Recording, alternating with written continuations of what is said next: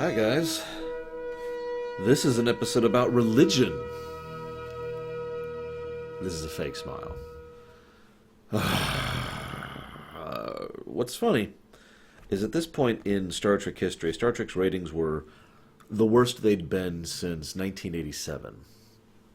And I don't bring that up for just random reason. I can even give you the figures. I jotted it down there at 5.03 million overall rating when it comes to their Nielsen rating for the year. Or actually, the year is an accurate statement. It's more like for the season, which actually starts in fall and ends in spring. But you get the idea.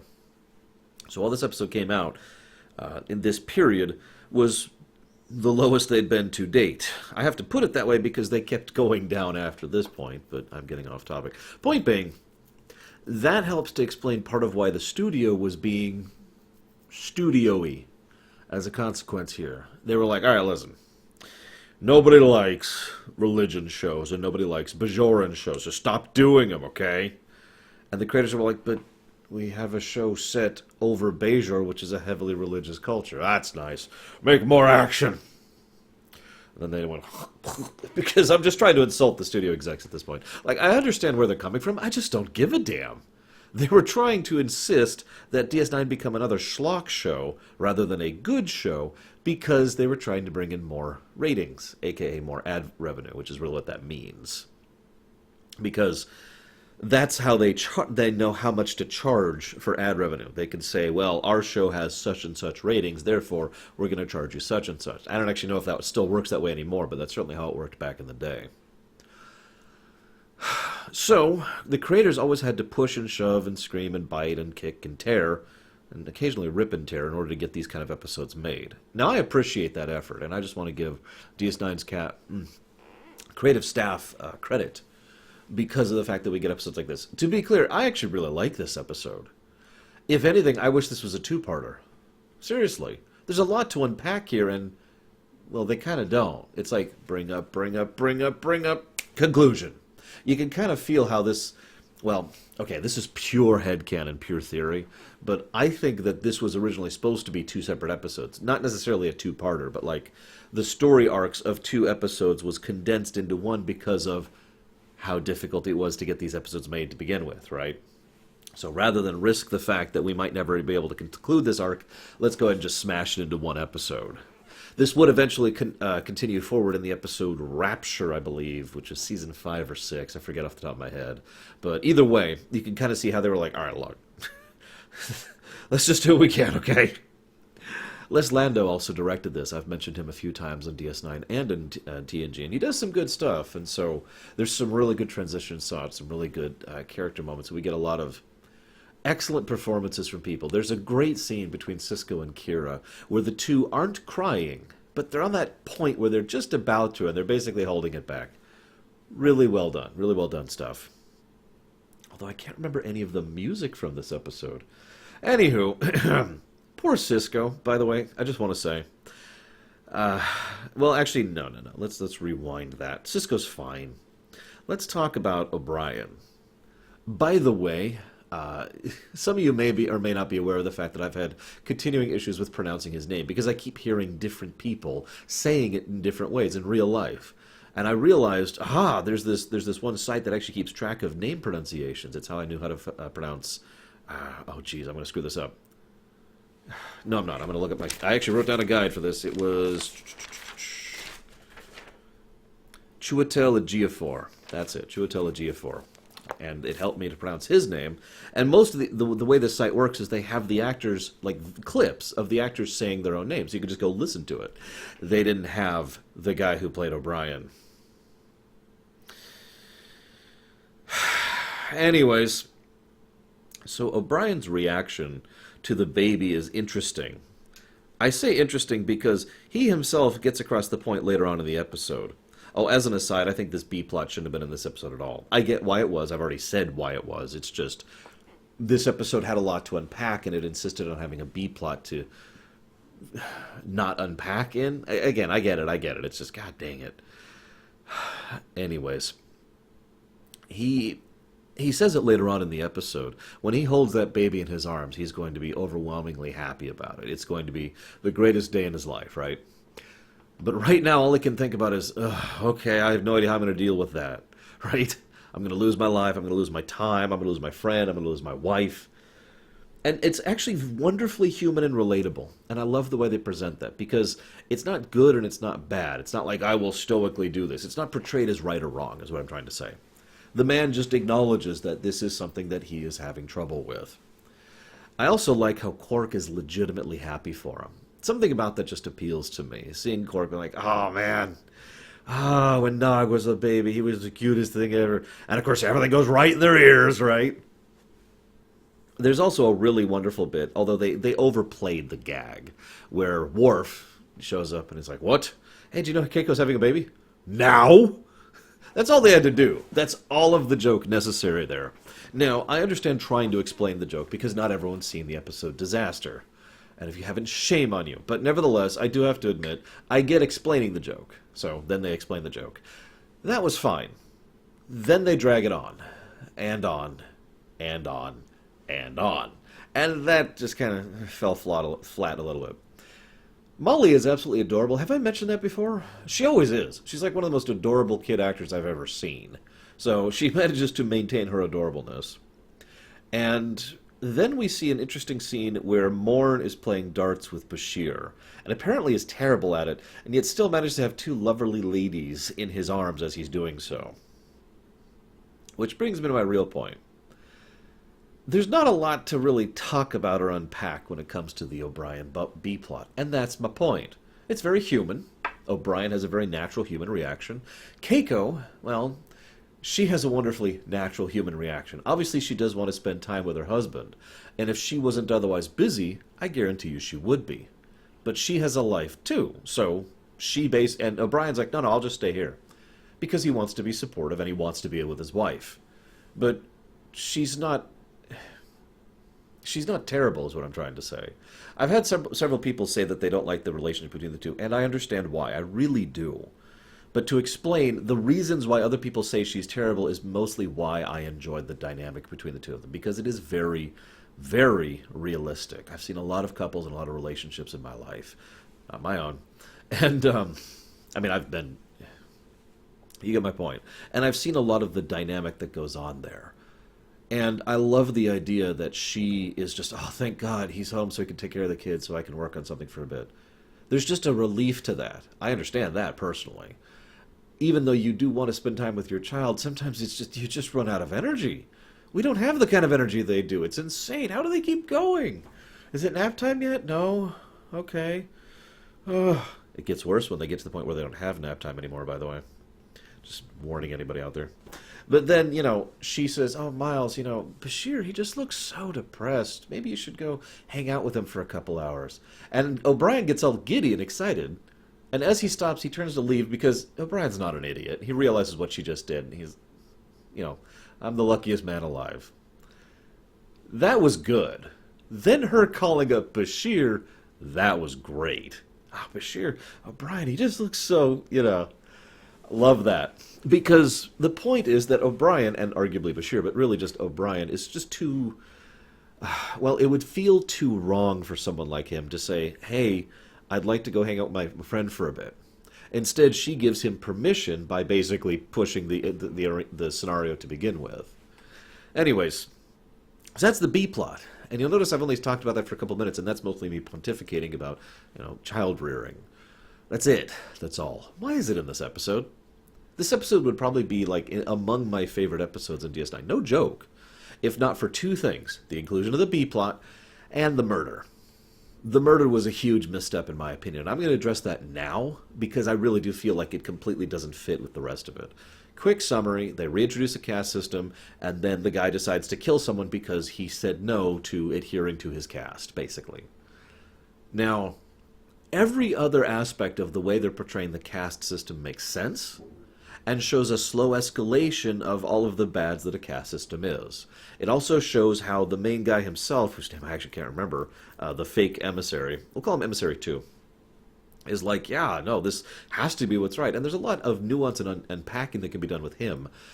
But all of that is just thrown away when someone someone murders someone else because of this caste system. That immediately catapults this to, all right, we got to deal with this right now. Instead of being a more, well, let's just put it what it is, nuanced and believable, slow gradient of societal differentiation rather than someone just frickin' died.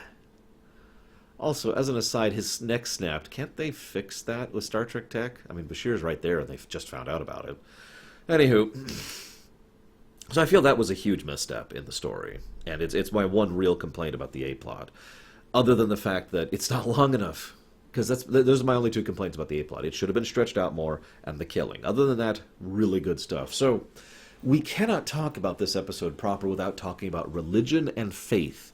And I stress the variance between those two, as I always do. I'm not going to bring down the controversy box. If those two topics make you uncomfortable or you don't want to hear some random bald idiot on the internet talking about it, this would be a good time to pause the video, because that's what I'm going to do. I want you to picture for a moment that you're a religious icon. Religious icon, not faith icon. Try to picture what that feels like for a moment.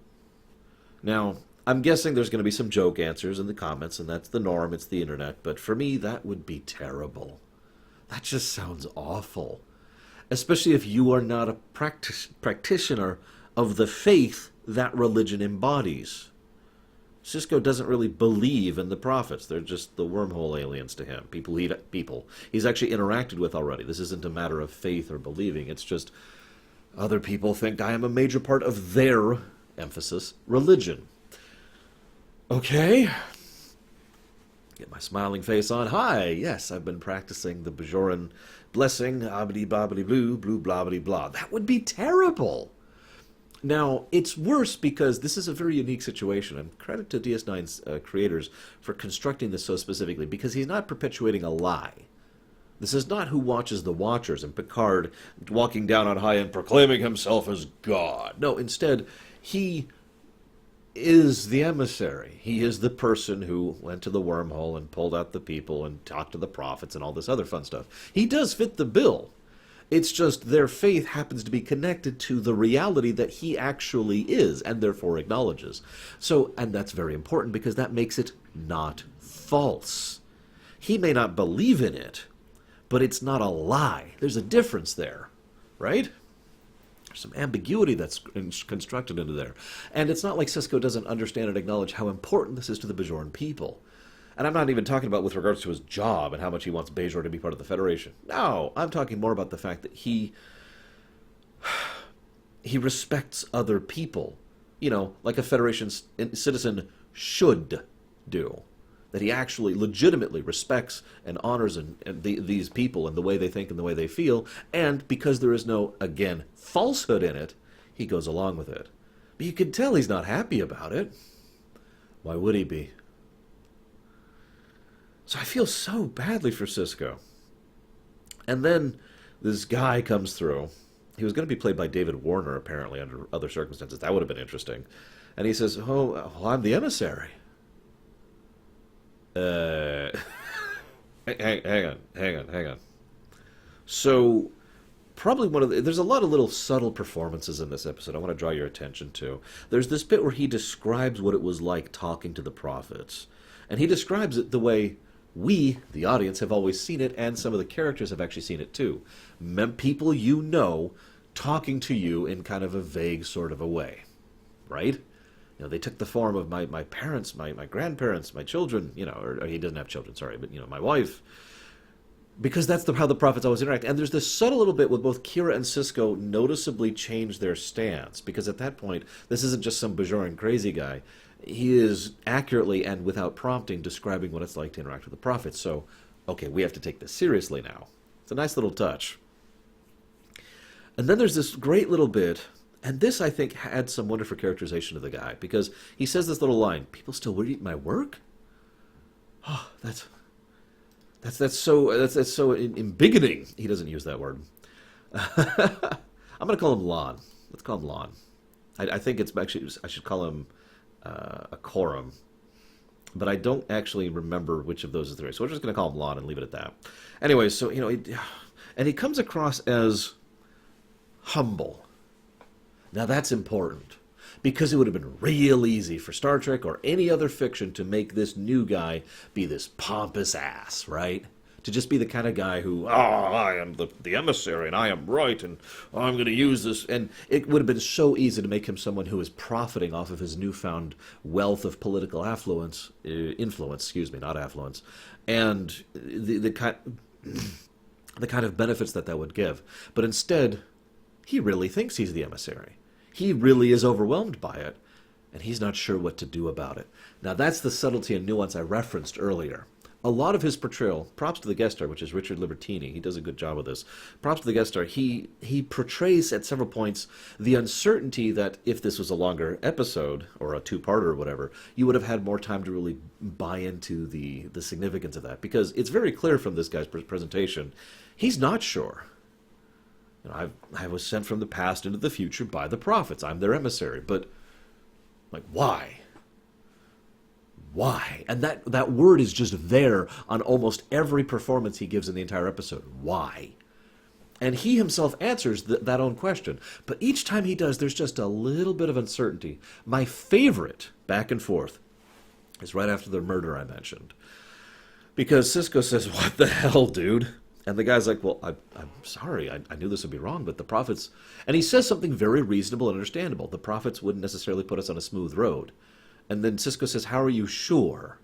And the guy stumbles for just a second, and then he responds, "Well, I am the emissary," which is a non-answer. He himself is not sure. He himself is uncertain. And you could tell he's having the same, for lack of a better way to put it, crisis of faith that Sisko was having. Except now he's having it because, well, he has to maintain sure. I mean, again, there's demonstrable truth here. He really did go through the wormhole, really was healed by the prophets, and really was dragged forth in the future. Those things did happen. And that leads me to one of the most interesting aspects of this episode for me from a theoretical perspective. Bear with me for a moment. I want you to imagine for a moment that God, or gods, whichever you prefer, demonstrably showed up and just started doing stuff. Just, hi. They don't really talk to you. Or at least if they do, they talk super vaguely, because of course they do. But they actually do stuff, and then they wander off. Now, I don't know about you guys, that would be a hell of an experience. In fact, I imagine most human beings currently alive would just be like, okay, right? I'm not saying that we should automatically assume that these beings that came down are in fact God or gods, but my point is more along the lines of, what if they came down and said, do this? No ifs, ands, or buts. How people would react to that would be interesting and could be discussed in its own separate video, but what I'm trying to get across is it's not hard to understand the desire to follow that command.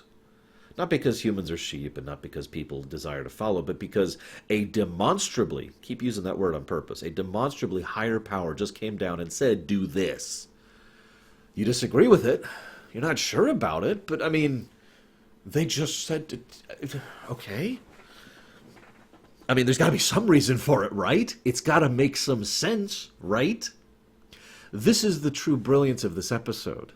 Because unlike many other works, including Star Trek itself, they do not paint the prophets as false gods. Rather, they paint them as, let's use the word distant gods. Or perhaps absentee, but that's not quite accurate either. So let's just go with distant. They didn't bring this guy forward and say, you are here in order to provide the Sisko with the faith he needs to go forward as the emissary. Because that's what they actually did. But they don't communicate that. And it's worth noting, and this is a valid point, because this helps make the prophets slightly more less evil.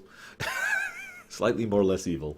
They don't do this on purpose. They legitimately have difficulty in communicating their intent because of how different they perceive things to how we perceive things. That is also important because, I mean, how many fictional settings have we had at this point in history of dick gods, right? I mean, I've read Greek. Anyways, so the point being that we have this situation where they are trying to communicate something, failing at it, and everyone's trying to interpret it. And that brings me back to Mr. Khan, or Lon, excuse me. Mr. Lon. Khan! Lon here is someone who is interpreting. because he has to. Because he basically has no idea what else. And again, there's that thing. There has to be a reason for it, right? There has to be a why. Why was I saved? Why was my life given back to me? And you'll notice he just keeps going back to that one prophecy over and over and over. He even brings that up to the prophets, and they're just like, huh? What's he talking about? I love that, because again, that's the only leg he has to stand on. Now, there's a lot of different interpretations that could be said of this. It's worth noting, because a lot of this is unsaid, because this episode needed to be longer, as I think I've already made clear several times. But so I would, as ever, love to hear other people's interpretations. But for me, I see a person who is just a poet. By his own reaction to the fact that people still read my work, he wasn't a big poet. He wasn't some big super name. He was just a poet, and that's it. And all of a sudden, he nearly dies, is brought back from the dead by his literal, demonstrable gods, and comes back and is like, oh my God, I'm in the future. I'm the emissary. It's true, the prophecies were true. I must show the people the way. But what is the way? Because they didn't tell him that. They didn't tell him anything, really. I feel for this guy, if you understand me. Indeed, it's worthy of note, to continue further evidence towards my own interpretation of this, that when he finally goes and interacts with first of all, he has no hesitation about going and talking to the prophets. None. I could see many other people, Kaiwin, excuse me, having that kind of more obstinance to that kind of an interaction. But second of all, is he goes right in, they wait, and as soon as they make things clear that he's not the emissary, they're just like, he accepts it relatively quickly. If anything, I would say that what happens to him is that he becomes deflated, because his whole purpose was for this guy. That's it. It's all I was here for. Okay, that sucks. And then Sisko's the one to argue, nah, send him back. I don't know why they wipe his memories, though. That's so unnecessary.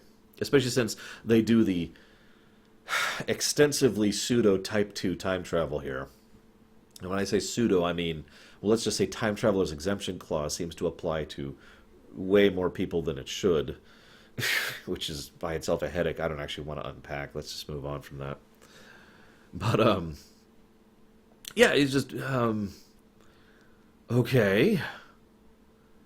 I look at this guy, and I see someone who is causing a huge problem, and knows it, but insists that it's the path forward because he has no other path forward. Let me put it to you in a slightly different way. I want you to imagine that Bob over there, who is a poet, and that's it. Has no children, has no real life of significance. He's just a random guy. Utterly uninspired, insignificant, not ambitious, not super important, not super rich, not super powerful, just a guy. Gets picked up out of nowhere and by the gods, and they say, hey, listen, you're the emissary. Fling! He seems so overwhelmed for most of the episode. Any certainty he has is always hesitant. This is another reason I wish David Warner had actually been in this, because David Warner is one of my favorite actors of all time, and I guarantee you he could have gotten across a lot of the nuance that I am interpreting from this presentation. So I feel for this guy, because he's just in way, way, way over his head. At least Sisko is a commander in Starfleet who's had the kind of training and experience of actually being responsible for other people. This guy's just a dude. And so he clings to the only thing he knows is demonstrably different about the now compared to the when. Because that's just logical, right? There has to be something significant about now and then. Both points have to matter. So I was pulled out specifically, and of course this is the flaw in his thinking, because he doesn't realize that they are nonlinear as a species. So he is thinking, his primary focus is on the time. I was the first, I came from then, and here I am now. All 3 points of his major argument are all about time. And how can you blame him? How can he know they're non-linear as a species? So, I mean, think about how long it took for Sisko to really figure that out. He shows up, and he's Cardassian occupation, and everything's horrible. Well, clearly, the one big connecting point, the one difference between then and now, is back then we had a caste system. They try to dodge around that word, because caste is an ugly word, and with good reason. Quick segue. while I was doing my research and notes for this, I actually spent some time looking into castes as a concept. A lot of information about the India caste system, for example. And as I was going through and looking at historical references for castes, I never found the information I really wanted. And I was trying to find a nice, clean definition, because one of the things I always challenge myself when it comes to everything is, funnily enough, why? Because when I hear the words caste system, my thought goes, ugh, bad, awful, horrible, right? And I imagine most other people have a similar reaction.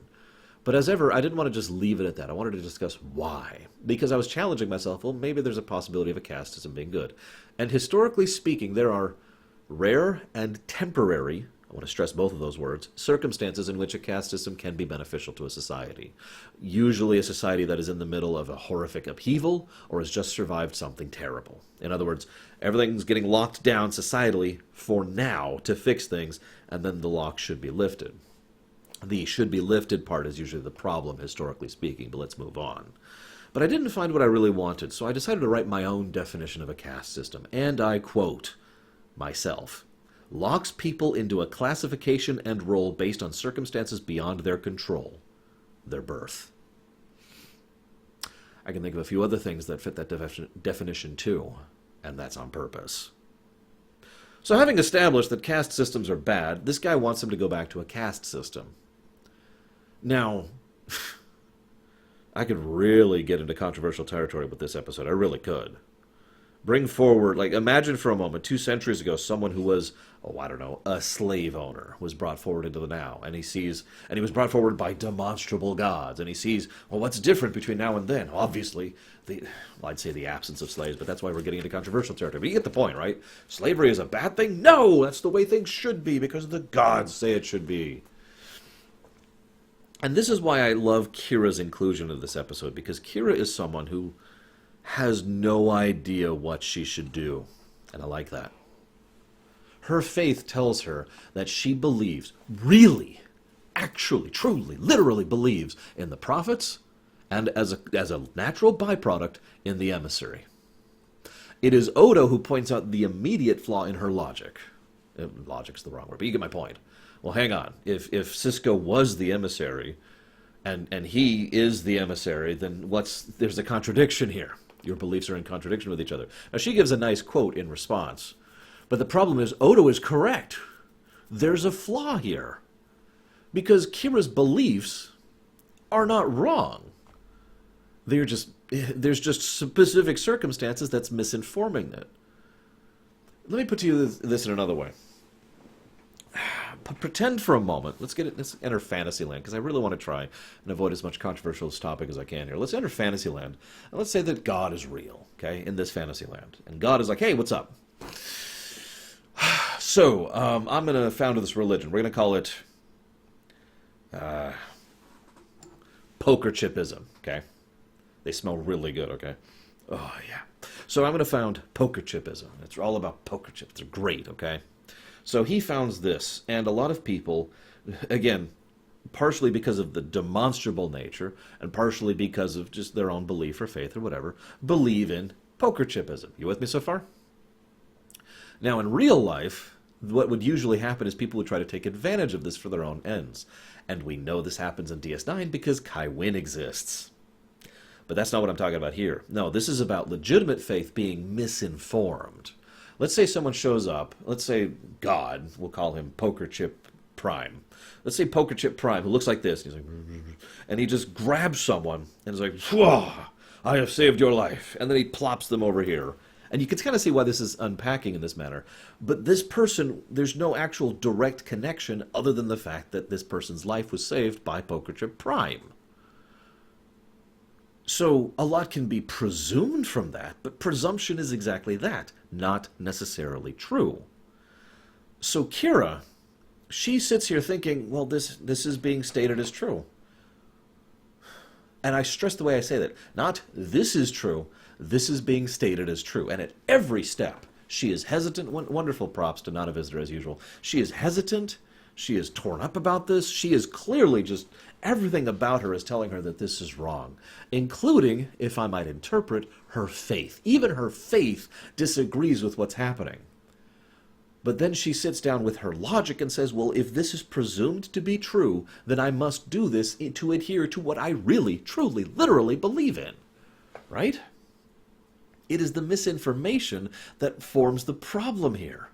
Because he's not the emissary. And his message is something he just made up. Right?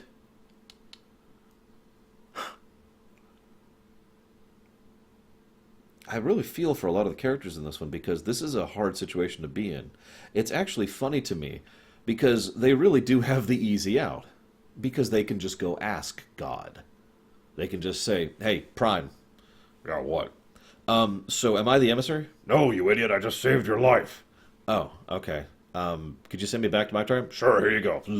And that's the end of the episode. It does wrap up into a little bit of a neat bow, but that's part of the strength, in my opinion, of the episode, is that the prophets really do exist. Otherwise, this would just get into a whole lot of vague territory that we couldn't even properly cover because we wouldn't know the truth.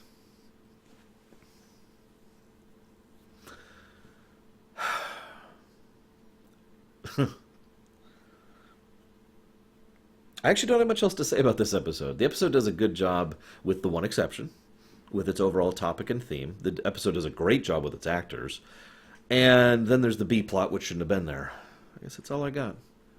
Hope you've enjoyed my incredibly controversial thoughts. I'll see you next time, guys.